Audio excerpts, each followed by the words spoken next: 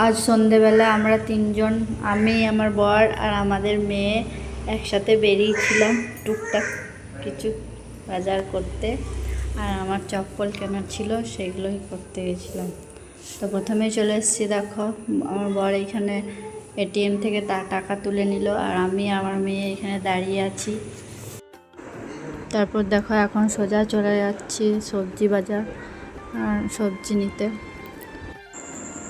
কেননা বাড়িতে প্রায় সবজি শেষই হয়ে গেছিলো, তাই সবজি নিয়ে নিলাম।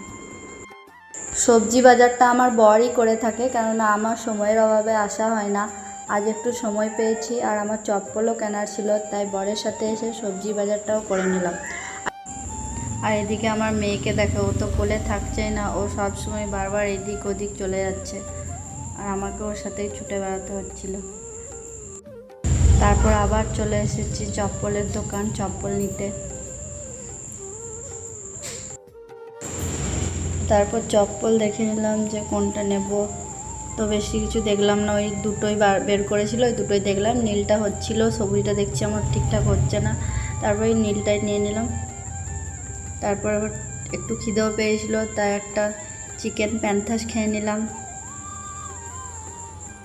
তারপর একটা আইসক্রিমও খেয়েছিলাম। আর এদিকে দেখো আমার মেয়েকে, ওকে একটা চকলেট ধরিয়ে দিয়েছি, ও খাচ্ছিল। তারপর কসমেটিক দোকানে যেয়ে দুটো টপ কানের কিনে নিলাম। তারপর আবার মামামের জন্য গিয়ে একটা হাগিস নিয়ে নিলাম।